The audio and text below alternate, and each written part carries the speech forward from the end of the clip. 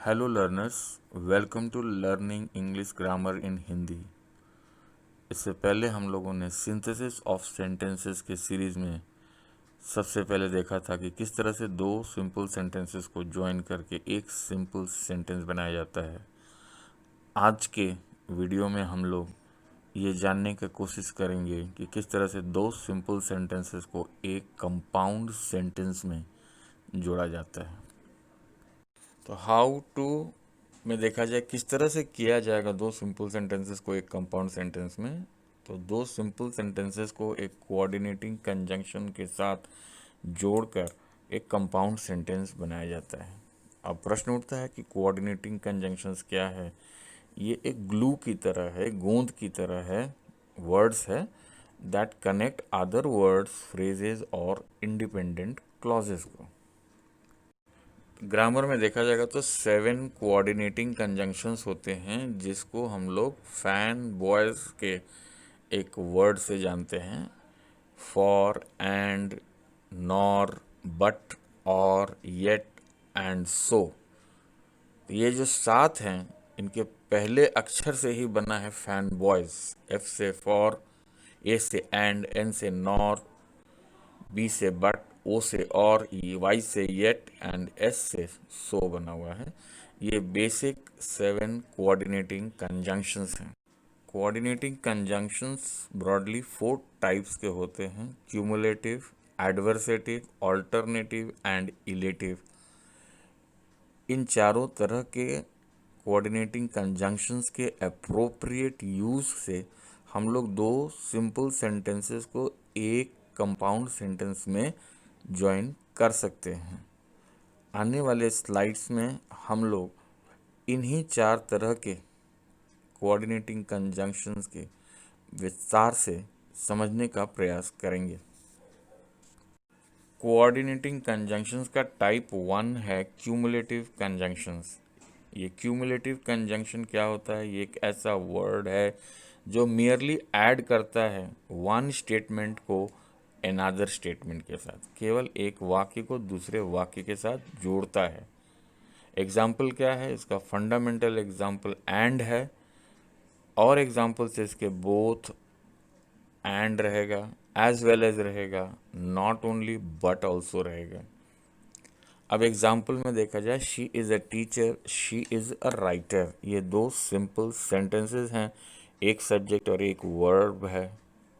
अब इसको जब हम लोग को ज्वाइन करके कंपाउंड सेंटेंस बनाना है तो एक सब्जेक्ट एक वर्ब को हटा देना है और कोऑर्डिनेटिंग क्यूमुलेटिव कंजंक्शंस के यूज से उसको ज्वाइन करना है। तो she is a teacher and a writer, या she is a writer as well as a teacher, she is not only a writer but also a teacher. तो इस तरह से क्यूमुलेटिव कंजंक्शंस के अप्रोप्रिएट यूज से हम लोगों ने दो सिंपल सेंटेंसेस को एक कंपाउंड सेंटेंस बना लिया है। कोऑर्डिनेटिंग कंजंक्शन का दूसरा पार्ट है adversative conjunction. What is an adversative conjunction? It is merely a conjunction which expresses opposition और कंट्रास्ट बिटवीन टू स्टेटमेंट्स। दो वाक्यों के बीच में जो विरोधाभास है या जो कंट्रास्ट है उसको एक्सप्रेस करने वाला कंजंक्शन एडवर्सेटिव कंजंक्शन होता है। जो क्यूमुलेटिव कंजंक्शन था वह जोड़ रहा था, एडवर्सेटिव कंजंक्शन कंट्रास्ट को बताता है।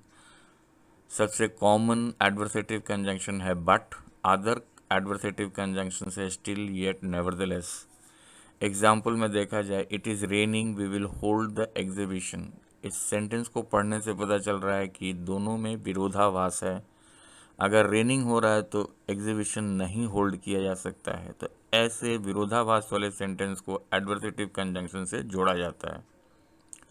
It is raining but we will hold the exhibition, it is raining still we will hold the exhibition, it is raining yet we will hold the exhibition. यहाँ क्या हो रहा है कि दोनों सेंटेंसेस को हम लोग केवल एडवर्सेटिव कंजंक्शन के साथ जोड़ दे रहे हैं और एक सेंटेंस बना रहे हैं। इसमें किसी भी सब्जेक्ट या वर्ब को हटाने की ज़रूरत नहीं है। बिगिनिंग में एक कैपिटल लेटर होगा, लास्ट में एक फुल स्टॉप होगा, बीच में एक एडवर्सेटिव कंजंक्शन होगा। लास्ट वाला सेंटेंस को देखा जाए, it is raining, nevertheless we will hold the exhibition.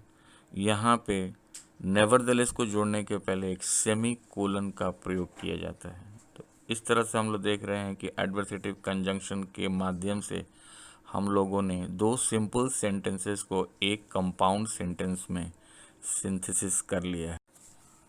Coordinating conjunction का तीसरा तरीका होता है alternative conjunction. What is alternative conjunction? ये एक कंजंक्शन है जो यूज होता है to suggest that only one possibility can be realised.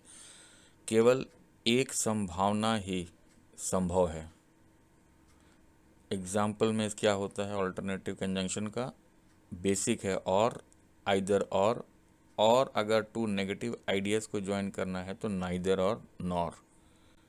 Actual use में देखा जाए तो सेंटेंस दिया हुआ है दो simple, you can work hard, you can fail. दो संभावना है, अब इसमें से एक ही हो सकता है, तो यू कैन वर्क हार्ड और fail. You can either work hard और फेल। तो इसमें क्या देखा जा रहा है कि जिस तरह से हम लोग क्यूमुलेटिव में देख रहे थे कि सब्जेक्ट एंड वर्ब को हटा के और तब हम लोगों को ऑल्टरनेटिव कंजंक्शन को जोड़ना है।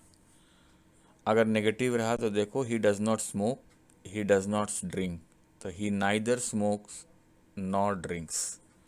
तो इस तरह से ऑल्टरनेटिव कंजंक्शन के अप्रोप्रिएट यूज से हम लोगों ने दो सिंपल सेंटेंसेस को एक कंपाउंड सेंटेंस का सिंथेसिस कर लिया है।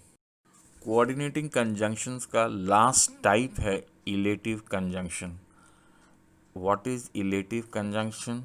An elative conjunction shows one statement or fact being inferred from another statement or fact। एक स्टेटमेंट और फैक्ट को हम किसी दूसरे स्टेटमेंट या फैक्ट के आधार पर हम निष्कर्ष पर पहुंचते हैं, तो दैट इज इलेटिव कंजंक्शन। इसमें there is a relation of cause and effect between the joining clauses. इसमें हमेशा कॉज एंड इफेक्ट का प्रभाव देखा जाता है। ये कॉज एंड इफेक्ट भी हो सकता है, इफेक्ट एंड कॉज भी हो सकता है। तो when cause is stated first, जब कॉज को पहले चर्चा किया जा रहा है तो देयरफॉर और सो का प्रयोग किया जाता है, और जब इफेक्ट को पहले कहा जा रहा है, कॉज को बाद में चर्चा की जाएगी, तो फॉर का प्रयोग किया जाता है। एग्जाम्पल के माध्यम से देखा जाए, he got up late, he missed the bus. वह लेट उठा, वह बस मिस कर गया। ये कॉज एंड इफेक्ट है। तो जब हम लोग को कॉज को पहले स्टेट कर रहे हैं, ही गॉट अप लेट, ये कॉज है। सो ही मिस्ड द बस, ये प्रभाव है। सो इलेटिव कंजंक्शन के साथ ज्वाइन हो रहा है। या he got up late therefore he missed the bus, cause पहले इफेक्ट बाद में, तो सो या देयरफॉर का यूज हो रहा है। और जब इफेक्ट पहले आ रहा है और कॉज बाद में आ रहा है, तो he missed the bus for he got up late. तो इस तरह से इलेटिव कंजंक्शन के अप्रोप्रिएट यूज से हम लोग दो सिंपल सेंटेंसेस को एक कंपाउंड सेंटेंस में सिंथेसिस कर लिए हैं। Thank you for being part of today's class. अब आशा करते हैं कि joining two simple sentences into one compound sentence का तरीका तुम लोगों के लिए पहले से क्लियर हो गया है। अगर इस वीडियो तुम लोगों को समझ में आ गया हो और ये सचमुच तुम लोगों को अच्छा लगा हो, तो like, share, comment and subscribe करना न भूलना। Thank you once again.